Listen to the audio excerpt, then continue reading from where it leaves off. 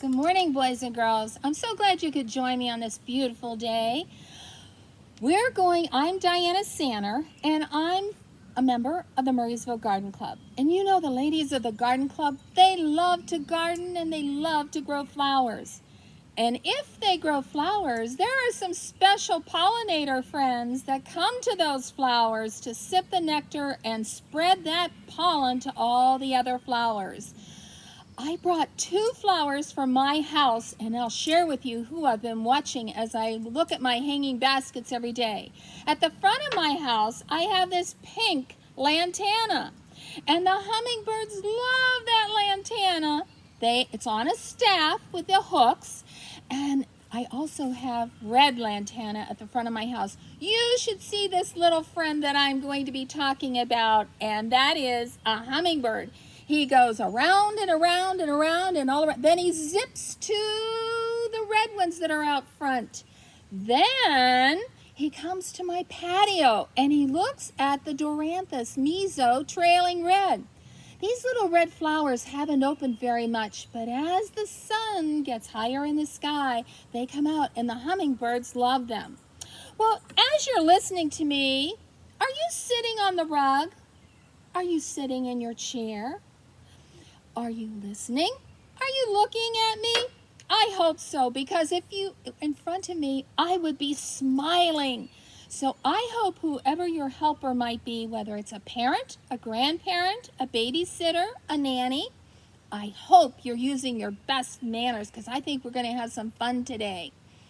Well, to learn more about my special little friend, the hummingbird, who likes pink, red, he also likes yellow, he likes purple, and orange. And I'm going to use my fingers to say those colors. This is red, this is orange, this is pink, this is purple, and yellow. They love those colors. They don't have a great sense of smell like we do, but they do focus on those colors. Well, you know what? A hummingbird flaps his wings 50 times in a second, so he zooms all around. He's an acrobat. I'm going to read the story, Little Green, and you're going to find out what an acrobat he really is. Well, this is a story by Keith Baker. And here's Little Green sitting on a flower.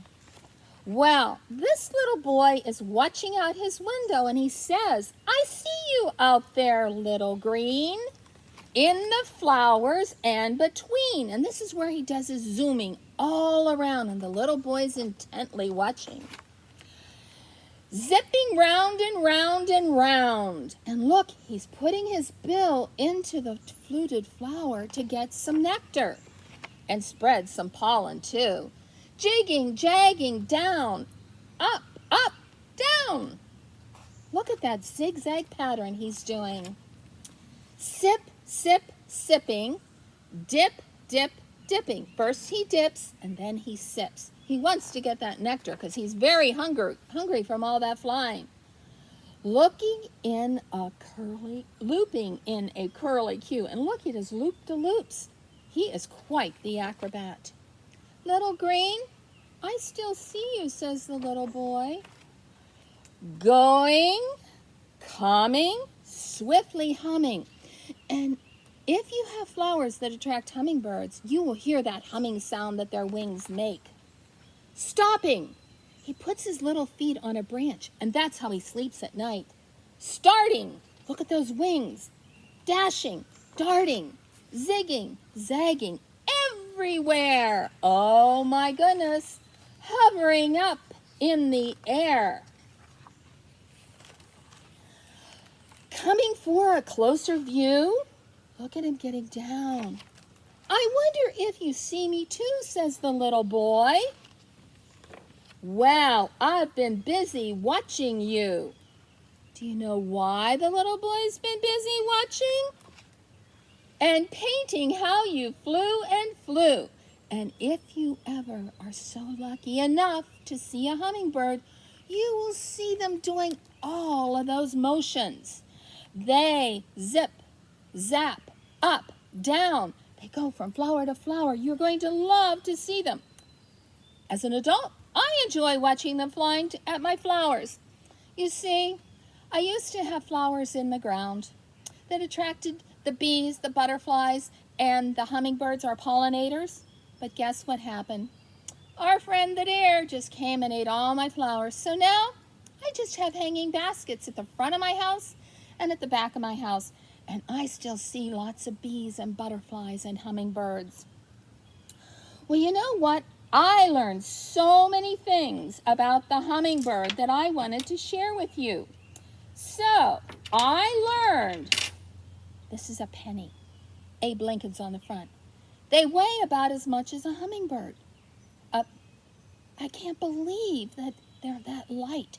They are very small birds. They're only about 3 inches. I read in a book, if you take and look at an adult thumb, they're about as big as an adult's thumb. Imagine that. This little bird goes all around. But here's what I have to tell you. If your mom says it's okay, and you go to Plumline, Chelsea's Greenhouse, or even to Latrobe, to Shadowwood Gardens, they might have some hanging baskets if mom or dad or grandma, grandpa, or helper say it's okay. They love the color red. And if you take your finger and put one over the other and go like this is the red in sign language. You notice I've been using my hands to tell some things? Well, here's orange. You know, you squeeze an orange. Oh my goodness, here's another color they love. They absolutely love this color. I do too. Yellow. And if you take your hand, this is a Y in sign language, and go like this is yellow. Another color they absolutely love. And when you go to pick up your Garden to Go kit at the library, you will see purple million bells. Oh my goodness, I hope they come to those. We'll have to ask Mrs. Sefkin if she's seen any hummingbirds. And there's the color pink. Take a pea and go to your cheeks. Pink. At the pots in the Murrysville Library, you'll see reddish bee balm and pinkish bee balm. You will see purple million bells, and there's a blanket flower that bees like, and it's red and yellow. So if you go to the library, look at those pots out front that I planted this year. You'll find, hopefully, some bees, hummingbirds. Well, you know what? I found another book that had some fun facts that I thought I'd want to share with you. I'm not going to read the whole book because I'm not sure we have enough time for that today. But I wanted to tell you some special things about this hummingbird. They come to Pennsylvania in Murrysville in April or May, and then we say goodbye to them in September. Well, these birds are getting ready to fly south for the winter because they don't like the cold. They could not survive here in the cold. So today is the day in the yard the last orange flowers open their petals. So guess what that says to this hummingbird? He says, I'd better eat up before I start on my journey. Whir, its wings flutter. Zip, it darts up. Gee, did we see all that action in the other book? Oh my goodness, he goes flower to flower, backward, forward, under, over. Like an acrobat in the air. Remember that story where they were moving all around? Well, guess what? He is eating a lot of nectar because guess what? He's going to start on a long trip far away from Pennsylvania. So, diving down, it spots a few flowers on which to feed, jab, poke, flicking sideways. It can turn its wings so quickly. Most birds can't do that, only the hummingbird. And guess what? After his long journey from Pennsylvania down to Mexico, guess what? Look at these beautiful flowers. Look at the waterfall. He has arrived. Green trees and vines, rainbow-hued flowers. Tiny bird is worn and thin after its travels. Exhausted, it rests on a twig for precious seconds. Then it flits into the forest to feed on plentiful flowers and insects. And look at this. We don't have all these flowers in Pennsylvania, but Mexico does. So he gets to stock up on his nectar. And in the spring, he'll say goodbye to Mexico and he'll come back to Pennsylvania. And you know what? I forgot to tell you the name of this book. It's called Tiny Bird, A Hummingbird's Amazing Journey by Robert Burleigh. And if you open the book on the inside, oh my goodness, they have such fun facts.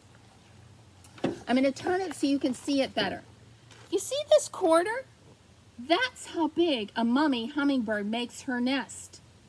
And she lays 2 eggs in each nest. And here is a picture of a real size hummingbird. It's about 3 inches, 3 to 4 inches. And over here, there's a map. Remember I said he left Pennsylvania? Well, let me hold this for you. He left Pennsylvania, and Pennsylvania's up here. And look at the journey he goes to down in Mexico. Maybe your helper can find a map on the internet to show you that long journey the hummingbird takes. But we're so lucky. After they spend the winter in Mexico, they come back. Well, you know what? I thought that maybe you might like to have a special kit to make your own hummingbird. I bought this hummingbird on Amazon, and it has green, and the reason they're called ruby-throated hummingbirds, they have this red that's called the color ruby, and it's near its throat, its bill, so it's called the ruby-throated hummingbird. And if you notice, if you can't get any flowers this year, because they may already be sold, you could buy a hummingbird feeder. And you won't believe this. You can buy the syrup at the bird store, or your mom or helper could make their own. It's 4 cups of water, 1 cup of sugar. The helper would boil it for 2 minutes, let it cool, put it in the feeder, and guess who comes to that feeder? They love that sugar syrup. So you can get hummingbirds to come to your house that way too. Well, back to making your own puppet. We have a special Garden to Go kit for you, and there's a direction sheet to help your helper know what to do. And I included some of those facts. The facts about the quarter, I don't know if I included that one, but it's the size of a walnut. But I did include the penny, and just imagine, put it on your finger and feel how light that is. That's how much a hummingbird weighs. Oh my goodness. Mrs. Sefkin included Imagine Your Story. You know what I hope you do? I hope you, when the hummingbird comes to your flowers or your feeder, imagine the story that you could tell someone. Maybe if you Zoom with Grandma or Grandpa, you could tell them your story about the hummingbird visiting your feeder or your plants. Well, here's that hummingbird, and if you make it, and here's a flower that you can color, guess what? You could share that on Zoom with Grandma, Grandpa, a favorite aunt, a favorite uncle, a favorite friend. And don't forget, I made mine, and here's what I did. I colored it in green, I left the belly white, and I did the red ruby throat. Guess what? Mommy hummingbirds aren't this pretty.